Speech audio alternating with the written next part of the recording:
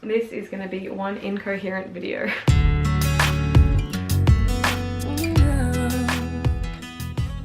I just wanted to talk in today's video, so I haven't written anything down. It might be a bit jumbled, but yeah, just wanted to have a chat with you guys. I was kind of inspired to make this video by something else. I saw a different video that someone else made.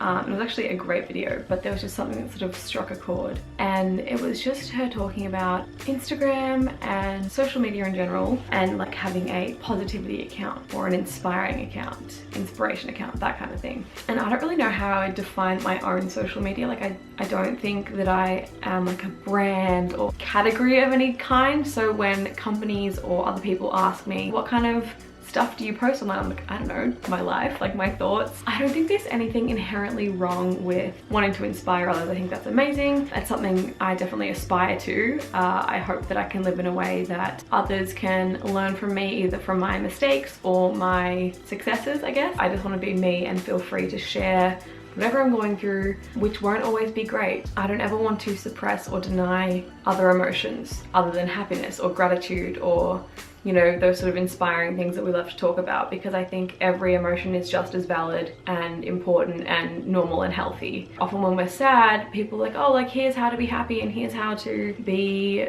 positive again. And while that is helpful sometimes, it's also really, really important to let your feelings happen and let them sort of, just to not feel shameful about them, I think is the main thing. We as humans are designed to experience a full range of emotions, not just happiness and joy and gratitude, which are obviously great, but no one's designed to be happy all the time. And so if you are looking at yourself, especially if you're comparing yourself to others and thinking like, why am I not happy all the time? I don't think that's even possible. Even the happiest and most inspiring, beautiful, wonderful people you know feel those emotions that we classify as negative. So like maybe jealousy, anger, disappointment, rage. Depression I don't think is an emotion. I think that's something that we experience sort of more when our emotions are suppressed. Also grief, which is different again. These are all part of life, and I think accepting that, acknowledging that is a really healthy step to then help you move through those and get through the other side. I like to liken it sort of to a wave. So if you're out in the ocean, these other emotions or experiences are kind of like waves. So you don't have to take them with you all the way into the shore. You can just sort of float there, let it pass over you, feel it, and just let it keep on going. I would never want someone to look at me and say, oh, that girl's always happy or she's always positive, and think that I don't experience all these range of emotions and think that you shouldn't. They are all helpful in life. They're all healthy. They're all normal.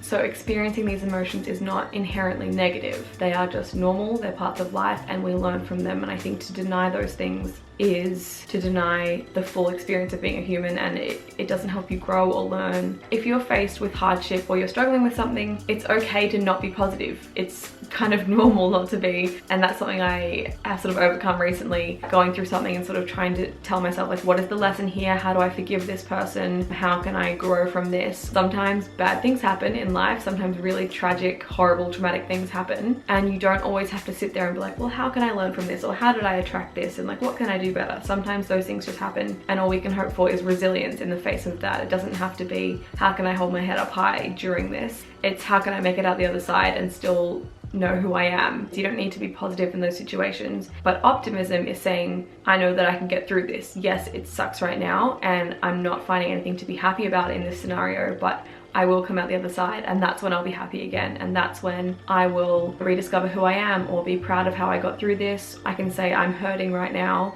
but it won't hurt forever. And I think that's the important thing. When you think about life, everything that, sorry if I keep looking out the window, it's just a beautiful day. Everything in life that has come your way so far that you thought you could never handle, never get through, you've made it through that, you've made it past, and you are a stronger person today because of it. So anytime something does come your way, just think that so far the universe hasn't thrown you anything you can't handle, and I don't think it does. Anything that comes your way, you are strong enough to get through. People that are religious or have different faith might think that God doesn't hand you anything that you can't handle. To me, I just think of that in terms of the universe, and I think that we don't encounter anything that we aren't strong enough to get through. So if you think about it that way, you know, you've survived 100% of the bad things that have happened to you so far, and you will continue to do so. I think Stephen Fry also talked about this once and said something like, it's like a storm, it's like a rain cloud. Yes, it exists and it's gonna happen and you're gonna get wet, but you will dry. The sun will come out again. That is a definite. As cliched as it is, I think we do appreciate the sun more after we've encountered that little, you know, bit of rain or hail or whatever it is, I think it does help us then gain perspective on our lives and on the world, and remind us what's really important and that we do have a lot to be thankful for. If you are going through something right now, you can picture it as a rain cloud or as a storm, but know that every storm has always passed, and you know, there's often a really beautiful rainbow afterwards. You might find that really cheesy, but I think it's just, you know, those kind of visualizations or reminders and metaphors can be helpful in times like that. Don't get me wrong, I am a sucker for finding lessons in things. You know, I love looking for silver linings, and I think that's just part of who I am, and I never want to lose that. But I also think that there is a lot of importance that we don't talk enough about on social media in expressing, or at least acknowledging and feeling, all of our emotions and all of the things we experience as humans, not just the glamorous ones. I don't think there's anything inherently wrong with, you know, the way we talk about these things on social media right now. I think there's been a lot more dialogue about mental health and mental illness, but I think just in general we could talk a bit more about human emotions and human experiences and normalizing that, rather than shying away from it and trying to put on a brave face and be this presence of inspiration during hardship. The other day I was talking to my friend Em, who has been through something similar to myself, but just sort of different details and different scenarios, and we love talking about like finding the lesson in life and, you know, how we can grow from an experience. And I was sort of seeking guidance in her, saying like, Em, I'm feeling really lost in this situation. Like, I am usually such a forgiving person, such a understanding and sympathetic and empathetic person, and I'm really struggling in this situation to find forgiveness and find a lesson. And she sent me a beautiful passage of writing, which I will tell you now, about forgiveness. The pain was necessary to know the truth, but we don't have to keep the pain alive to keep the truth alive. On the note of forgiveness, just the idea of feeling that pain and acknowledging it and not denying it, but then letting it go and letting the lesson and or the truth stay with you. I think that's the important thing.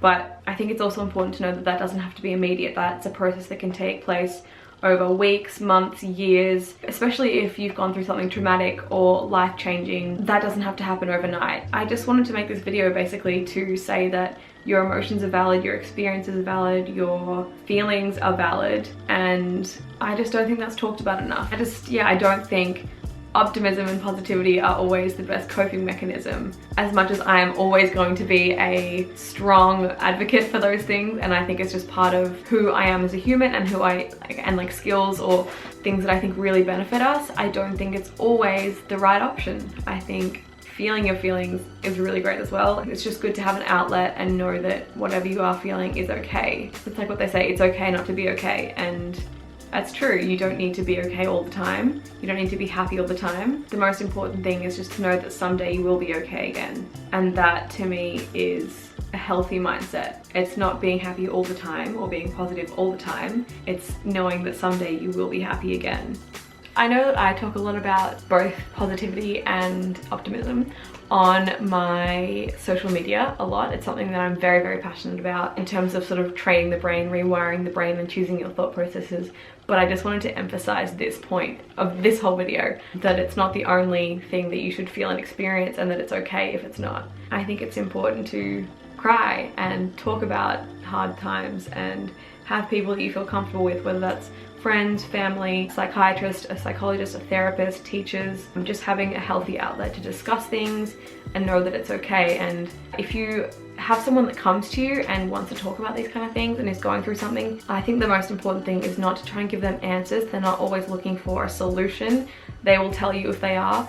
They just need to talk, they need to vent, and they need to be heard. So listening in that scenario is the most important thing you can do, and just saying, I'm here for you. Whatever you need, I'm here for you. I may not have the answers right now, but I will stick with you until we figure it out together. I just wanted to sort of start a discussion and speak a bit about emotions and mental health and mental well-being. I would love to hear your thoughts on the matter. If you guys have anything that you would like to add, or if this made you think of anything, if this sparked any thoughts, please comment down below and we can have a chat about it. I hope this made sense in some ways. I hope it wasn't too all over the place and too convoluted. If you liked this video, give it a thumbs up. If you want me to do more videos like this in the future, comment down below what you'd like to see, what you'd like me to talk about. And yeah, I hope you guys are having a really good day. And if you're not, that's okay too. I will see you next time. Bye.